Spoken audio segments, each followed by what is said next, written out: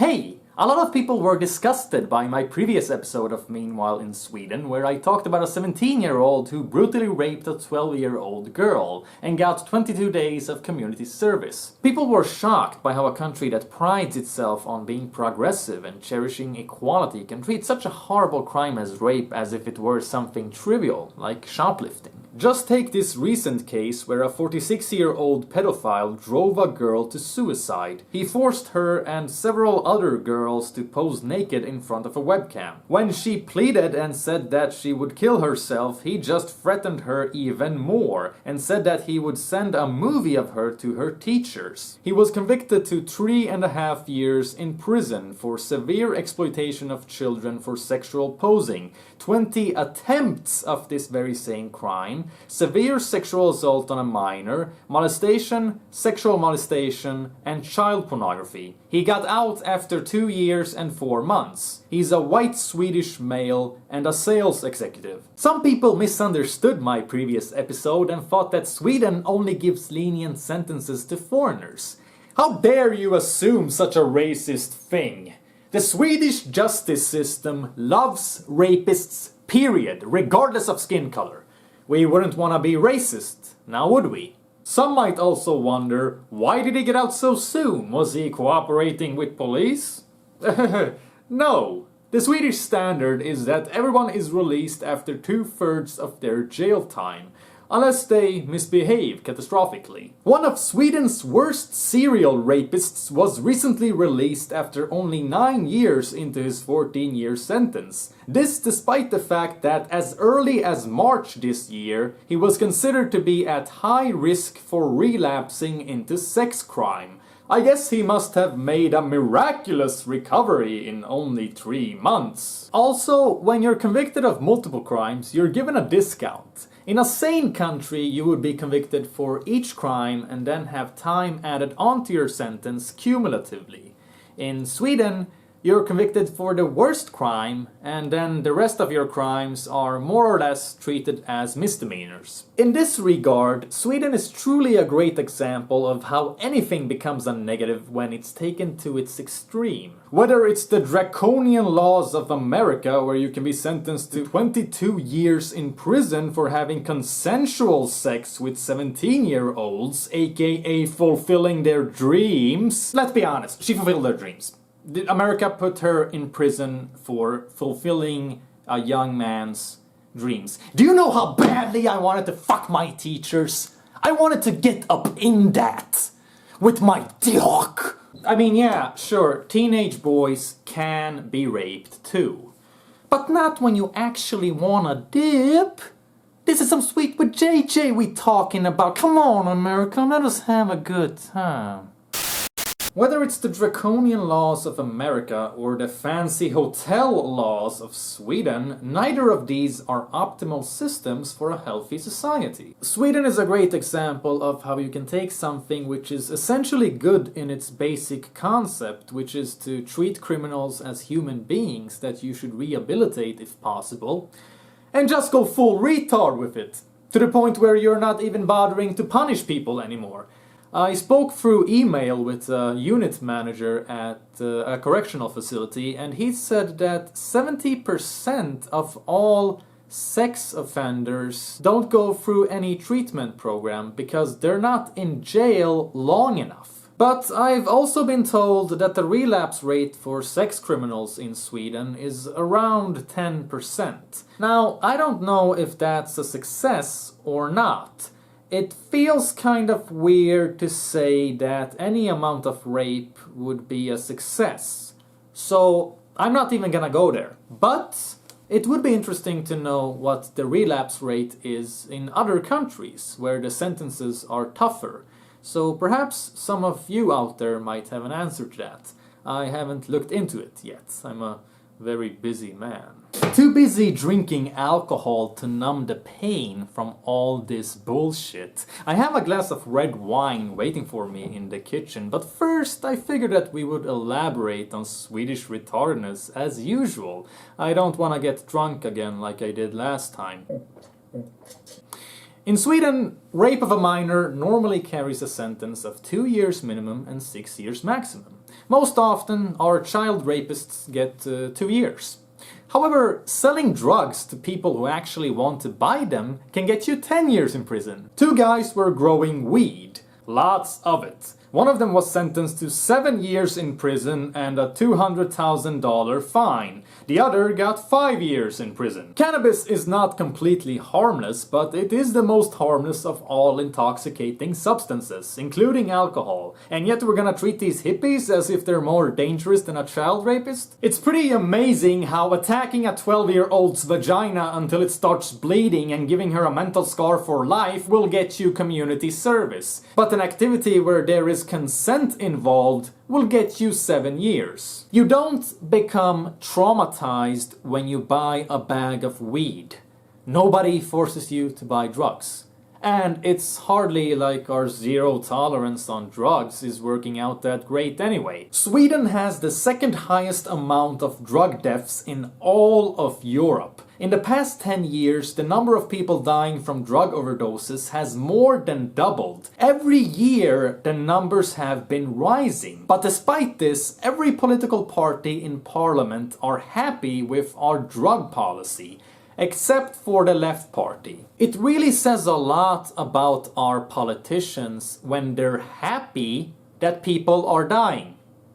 And of course, not a single party in parliament want to legalize cannabis. It's pretty interesting how a country that's known for being progressive has the most regressive, conservative view on drugs in all of Europe, and especially cannabis. In Sweden, people genuinely believe the gateway theory and teach it to young people as fact, even though the theory has been disproved many times over. The majority of people who use cannabis do not go on to heavier drugs. All of the numbers available to us directly speak against the gateway theory. But our government doesn't care about facts, they're stuck in the 70s. It's like Richard Nixon cloned himself 349 times and gave himself all the seats in Swedish parliament. This is what a Swedish news story on cannabis looks like. 20% av alla unga mellan 16 och 29 år har testat cannabis någon gång i livet och 7,8% det senaste året. Attityden till cannabis har blivit allt mer avslappnad bland unga, men både polisen och beroendemottagningen varnar för att den kan leda in till tyngre droger. När det gäller alla tunga missbrukare så har de allra flesta börjat med cannabis. A lot of people genuinely believe that cannabis will turn you into a heroin addict, make you schizophrenic, and might even kill you. Our former Minister of Justice once shared an article from a satire site thinking that it was real, and she seriously believed that 37 people had died from overdosing weed. Something that has not happened once throughout human history, and she believed it blindly without the least bit of critical thought. This is the person who was in charge of our drug laws for 8 years. She should have been fired on the spot, but instead she kept her position until the government change in 2014.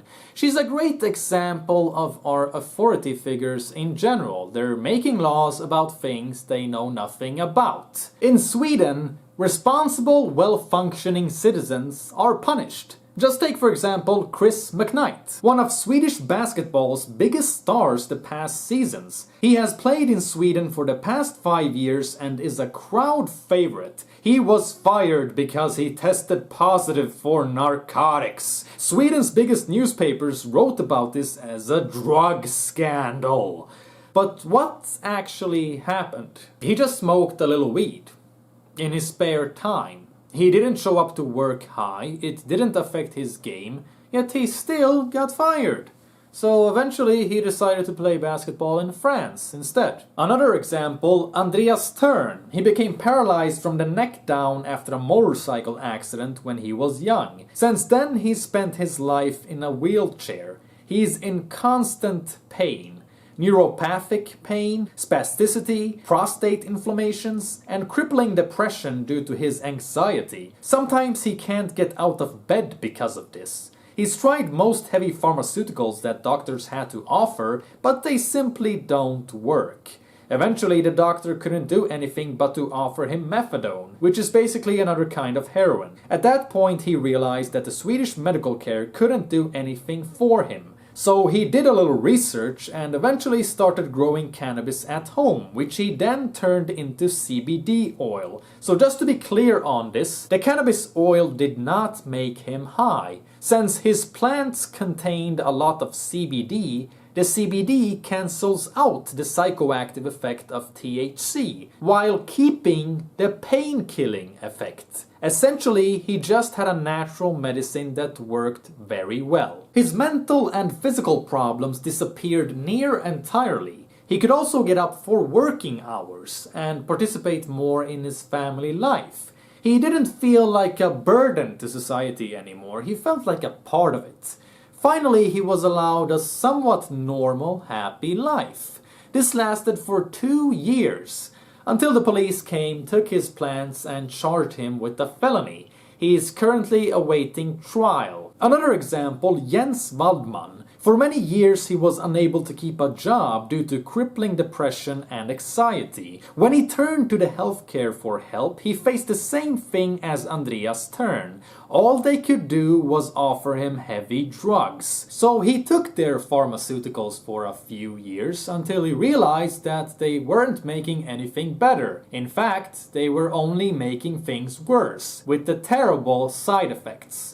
So he started smoking weed instead. 1 joint every 3rd evening after the children had gone to bed. The result was that he could sleep at night, had no anxiety, his depression went away, and his lust for life returned. So he reschooled himself into a tattoo artist and started his own business. He became a well-functioning, financially contributing citizen. And that's when the cops came, took his medicine, and put him on trial. So basically, his crime was becoming a productive, tax-paying citizen by choosing a natural drug instead of the doctor's drugs. Wow, that's rich. There is no victim here. And since there is no victim, there is no crime. Thus, our laws on cannabis are just a pathetic, narrow-minded principle and not something that's actually good for society as a whole. And for that matter, it's not like the government is against drugs. They sell drugs to people all the time. They just label it medication and then act like the chemical compound has changed. No, it hasn't. OxyContin and methadone are still very much like heroin, whether you get them from a doctor or not. Our so-called health experts gladly prescribe heavy drugs like benzo for people having trouble sleeping and a type of amphetamine for people with ADD, and then they act like street dealers are the ones corrupting the entire population. Of all the people in my life who have had issues with drug addiction, one of them became an addict first after he went to see a doctor. And then we have Snoop Doggy Dogg. Came here to do a concert, got busted by Swedish police and forced to take a drug test. Not the first time it's happened. Now he's boycotting Sweden and doesn't ever want to come back. I really don't blame him. This country's moral compass is pretty fucked up. He came here to do a concert. He's only gonna stay for 2 days. What's the point in going after him? He doesn't even qualify as a tourist. One point where Snoop is wrong though is about the racial profiling. He wasn't arrested because he's black. He was arrested because our politicians are fucking morons. They even wanna arrest white people who are sick and suffering, so this is hardly about skin color. It's about conservative morality. A better term for Snoop's case would be celebrity profiling. When he came here, it was the perfect chance for Sweden to display its zero tolerance on drugs and say, "We won't look through the fingers even though you're a big star, hot shot. Big city boy." Hey, that's political correctness for ya. Our government is fucking embarrassing. We pride ourselves on being progressive and a humanitarian superforce. Yet our legal system spits on underage rape victims and we treat stoners worse than pedophiles. It's bad. It's bad. But there's hope. For the smokers, at least. There is a growing legalization movement that I myself am a proud part of, and one key figure in the movement is Wally Johnson, a comedian who's currently making a documentary that will not only show the contrast between Sweden and other countries when it comes to drug legislation, but it's also going to examine how legalization can be made possible in Sweden. And it's going to be in English so that everyone can see how ridiculous our drug policy is. So make sure to follow him on Facebook so you can be notified when his movie comes out. And as always, thanks for watching. My next episode of Meanwhile in Sweden will be about the Islamization of Sweden. So make sure to not miss that one. It should be out in 3 weeks, maybe 4. I don't know, I have a lot of drinking to do. And writing, so give me a fucking break. Also, I'm pretty sure I could get my ass kicked at any moment, so make sure to donate a few dollars through Patreon if you would be so kind. Have a nice day.